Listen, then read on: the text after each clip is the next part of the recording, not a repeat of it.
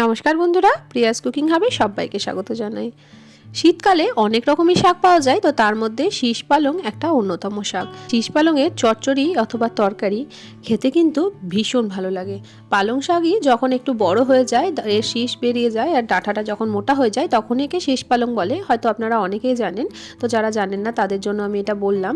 তো দেখুন, এটা শীষ পালং। আমি এখানে 400 গ্রাম শীষ পালং নিয়েছি। শীষ পালংটা বিভিন্ন রকমের সবজি দিয়েই আমি বানাবো। তো আমি এখানে আলু আর বেগুনটা নিয়ে নিয়েছি। এই গোটা বেগুনটা দেবো, আর দেবো এখানে এই একটা আলু। এখানে আমি আরও বেশ কিছুটা সবজির ব্যবহার করব। তো আপনারা সবজিটা কিছুটা নিজেদের পছন্দ মতো এখানে ব্যবহার করতে পারেন, তবে আলু আর বেগুনটা কিন্তু অবশ্যই দিতে হবে। আর শীষ পালংয়ের নিচের গোড়ার দিকটা আমি কেটে বাদ দিয়ে দেবো, মোটা ডাঁটাটা।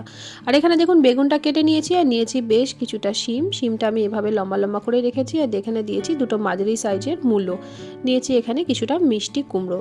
আর যে আলুটা নিয়েছিলাম সেই আলুটাকে আমি এরকম করে লম্বা লম্বা করে কেটে নিয়েছি। আলুর কিন্তু ছাল ছাড়েনি, যেহেতু এটা নতুন আলু। তো আমি এখানে শীষ পালংটাকে কেটে নিয়েছি। আর দেখুন, শীষ পালংয়ের পাতা আর ডাঁটা আমি কিন্তু একসঙ্গেই রেখে দিয়েছি, এরকমভাবেই কেটে নিয়েছি। আর এখানে ডাঁটাগুলো আমি একটু ছোট ছোট করে কেটে নিয়েছি, খুব ছোট না, একটু মাঝারি করে কেটে নিয়েছি। তো চলুন এবার রান্নাটা করে নেব। তো সবার প্রথমে আমি কড়াই চাপিয়ে দিলাম, কড়াইয়ের মধ্যে দিয়ে দিলাম 2 চামচ সর্ষের তেল। অবশ্যই করে এই রান্নাটা সর্ষের তেলে করার চেষ্টা করবেন, তাহলে কিন্তু টেস্টটা ভীষণ ভালো আসে। তো এই তেলেই কিন্তু সম্পূর্ণ রান্নাটা আমাদের হয়ে যাবে। তো তেলটা খুব ভালো করে গরম হয়ে গেছে। এখন এই তেলের মধ্যে দিয়ে দেবো কিছুটা বড়ি। আপনারা বড়ি ছাড়াও করতে পারেন, তো সেক্ষেত্রে কিন্তু এর বড়ির পরিবর্তে এখানে কয়েকটা চীনাবাদাম ভেজেও দিয়ে দিতে পারেন। তো বড়িটা দিলে কিন্তু খেতে ভীষণ ভালো লাগে। তো বড়িটাকে ভেজে আমি তুলে রাখবো। তো বড়িটা একটু লাল লাল করে ভেজে নেব। তারপরে বড়িটা দেখুন ভাজা হয়ে গেছে, এবার আমি এটা তুলে নেব। তো বন্ধুরা, প্রত্যেক দিনের মতো বলবো, প্লিজ একটা লাইক দিয়ে ভিডিওটি দেখা কন্টিনিউ করবেন। আপনাদের একটা লাইক আমাদের জন্য অনেকটা গুরুত্বপূর্ণ। এবার এর মধ্যে দিয়ে দিচ্ছি দুটো শুকনো লঙ্কা। শুকনো লঙ্কাটা আমি মুখটা ফাটিয়ে দিয়েছি। আর দিয়ে দিলাম 1 চামচ 5 ফোড়ন। এরপর যে সবজিগুলো আমরা কেটে রেখেছিলাম সেই সবজিগুলো ধুয়ে নিয়ে চলে এসেছি, এই সবজিগুলো এবার দিয়ে দেবো। তো সমস্ত সবজি আমি এক এক করে দিয়ে দিচ্ছি। শুধু বেগুনটা এখন দেবো না, বেগুনটা একটু পরে দেবো, যেহেতু বেগুনটা ভীষণ নরম, একটু পরে বেগুনটাকে দেবো। এবার সবজিগুলো দিয়ে তেলের মধ্যে ভালো করে একটু নাড়াচাড়া করে দিচ্ছি। খুব বেশি ভাজার দরকার নেই, অল্প একটু নাড়াচাড়া করে একটু ভাজা ভাজা করে নেবো। খুব বেশি কিন্তু এখানে দেখুন আমি ভাজছি না, গ্যাসের ফ্লেমটা এখন মিডিয়ামে আছে। তো এবার এর মধ্যে দিয়ে দিচ্ছি কিছুটা আদা। এখানে অল্প একটু আদা নিয়েছি, এটাকে আমি এরকমভাবে গ্রেটারের সাহায্যে গ্রেট করে দিচ্ছি। আপনারা চাইলে কিন্তু এখানে আদা বাটারও ব্যবহার করতে পারেন, তবে এভাবে একটু গ্রেট করে দিয়ে দেখবেন আদাটা বেশ ভালো একটা ফ্লেভার আসবে। আর এই রেসিপিটা কিন্তু খেতে দুর্দান্ত লাগে। এই শীষ পালংয়ের চচ্চড়ি একবার হলেও বানিয়ে দেখবেন, খেতে ভীষণ ভালো লাগে। ভাত অথবা রুটি সবের সঙ্গেই কিন্তু খেতে ভালো লাগে। তো এই পর্যায়ে আমি এখানে কেটে রাখা বেগুনটাও দিয়ে দিলাম। এবার বেগুনটাকে দিয়েও এই তেলের মধ্যে একটু নাড়াচাড়া করে নেব। তো তার আগে দিয়ে দিচ্ছি স্বাদ অনুযায়ী লবণ। লবণের পরিমাণটা আপনারা একটু বুঝে ব্যবহার করবেন, যেহেতু শাক, তাই শাকটা কিন্তু কমে যাবে। তো আমি এখন একটু লবণ দিয়ে দিলাম, পরে প্রয়োজন হলে আর একটু দেবো। দিয়ে দিলাম খুব অল্প একটু হলুদ গুঁড়ো। এবার লবণ হলুদ খুব ভালো করে এই সবজিগুলোর মধ্যে মিশিয়ে ভালো করে একটু নাড়াচাড়া করে দিচ্ছি। তো সবজিটা আমার নাড়াচাড়া করা হয়ে গেছে। এবার এটাকে একটু ঢাকা দিয়ে 1 মিনিট মতো মিডিয়াম ফ্লেমে রেখে দেবো, যাতে সবজিগুলো একটু সেদ্ধ হয়ে যায়। এবার ঢাকাটা খুলে দিলাম। তো দেখুন সবজিটা কিন্তু অনেকটাই কমে গেছে। তো এবার এর মধ্যে দিয়ে দিচ্ছি কেটে রাখা শীষ পালংগুলো। আপনারা চাইলে কিন্তু পালং শাকের পাতা আর ডাঁটাটা আলাদা করে নিতে পারেন, তবে আমি আর আলাদা করিনি, আমি একসঙ্গেই কিন্তু এখানে দিয়ে দিয়েছি।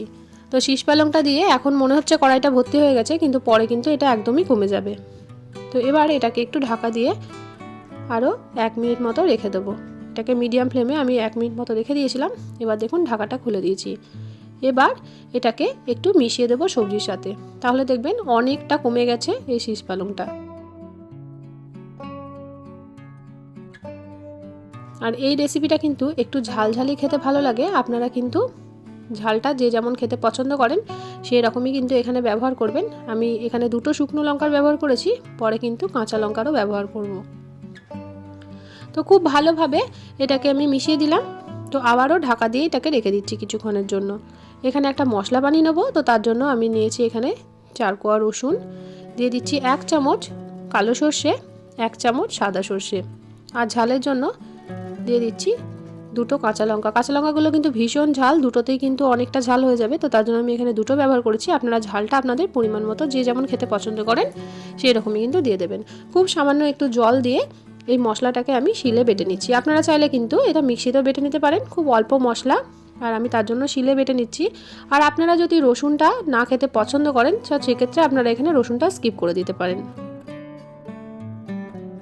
এখানে মশলাটা আমার বাটা হয়ে গেছে, মশলাটা তুলে নিলাম, আর বাকি মশলাটা যেটা শিলে লেগে আছে সেটাও একটু ধুয়ে আমি এখানে নিয়ে নিলাম। তো এবার দেখুন প্রায় 2 মিনিট মতো এটা ঢাকা চাপা দিয়ে রাখা ছিল। এবার ঢাকাটা আমি খুলে দিচ্ছি। ঢাকাটা খুলে আবারও খুব ভালোভাবে এটাকে নেড়ে নেব। তো এখন দেখুন শাক থেকে কিন্তু অনেকটাই জল বেরিয়ে গেছে। এটাতে কিন্তু এক্সট্রাভাবে কোনো জল দেওয়ার দরকার নেই, এর নিজের জলে কিন্তু এটা সেদ্ধ হয়ে যাবে। এখন একটু লবণটা চেক করে দেখে নেবেন, যদি লবণের প্রয়োজন হয় তাহলে লবণ দেবেন, না হলে কিন্তু কোনো দরকার নেই। আমি লবণটা চেক করে নিয়েছি, লবণের প্রয়োজন নেই। তবে যেহেতু এটা শাক রান্না তো তার মধ্যে দিয়ে দিলাম খুব সামান্য একটু চিনি। আর যে বড়িগুলো আমি আগে ভেজে রেখেছিলাম সেই বড়িগুলো আমি এখানে ভেঙে মিশিয়ে দিলাম। তো বড়ি আর চিনিটা খুব ভালোভাবে এবার শাকের সঙ্গে মিশিয়ে দিচ্ছি।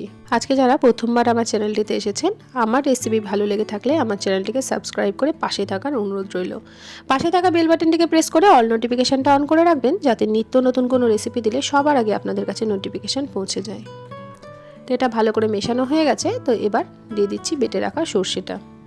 তো সর্ষেটা দিয়ে দিলাম, আর ওই বাটি ধোয়া 3-4 চামচ মতো জলও এখানে দিয়ে দিলাম। এবার সর্ষেটাকেও ভালো করে এই শাকের সঙ্গে মিশিয়ে দিতে হবে। সর্ষেটা একদম লাস্টে দেবেন, তাহলে কিন্তু এর ফ্লেভারটা খুব ভালো আসবে। তো গ্যাসের ফ্লেমটা এখন একদম হাই করে দিয়েছি। হাই করে রেখে এই শাকের জলটাকে একদম শুকিয়ে নেব। তো সর্ষেটাকে খুব ভালো করে আমি মিশিয়ে দিলাম।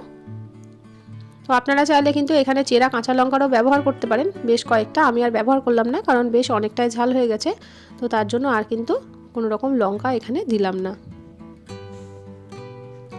তো খুব ভালোভাবে দেখুন এটাকে একটু মাখো মাখো করে নিচ্ছি, আর গ্যাসের ফ্লেমটা হাই করে একদম কিন্তু জলটাকে শুকিয়ে নিতে হবে। তো রান্নাটা আমাদের এখানে শেষের দিকে হয়ে গেছে একদমই। তো এই পর্যায়ে আমি এখানে 1 চামচ সর্ষের তেল দিয়ে দিলাম। সর্ষের তেলটা লাস্টে এভাবে ব্যবহার করলে এই সবজির মধ্যে একটা সুন্দর তেলের একটা গন্ধ আসবে। সর্ষের তেলের একটা ঝাঁঝালো গন্ধ, সেটা কিন্তু এর মধ্যে দারুণ লাগে। তো এভাবে একটু লাস্টে সর্ষের তেল অ্যাড করে দিয়ে এবার গ্যাসের ফ্লেমটাকে আমি বন্ধ করে দেব। তো সর্ষের তেলটাকে ভালো করে এর মধ্যে মিশিয়ে দিলাম। তো গ্যাসের ফ্লেমটা বন্ধ করে এটাকে 5 মিনিট মতো স্ট্যান্ডিং টাইমে রেখে দিয়ে তারপর গরম গরম ভাতের সাথে এটা পরিবেশন করব। দুর্দান্ত লাগে এটা গরম গরম ভাতের সঙ্গে খেতে। বন্ধুরা একবার হলেও এটা একবার ট্রাই করে দেখবেন। আজকের রেসিপিটা কেমন লাগলো অবশ্যই আমাকে কমেন্ট করে জানাবেন। রেসিপি ভালো লাগলে প্রিয়জনদের সঙ্গে শেয়ার করতে কিন্তু ভুলবেন না বন্ধুরা। আজকের মতো আসি, দেখা হবে অন্যদিন অন্য একটা রেসিপির সাথে। সবাই ভালো থাকবেন, সুস্থ থাকবেন। রেসিপিটি দেখার জন্য অসংখ্য ধন্যবাদ।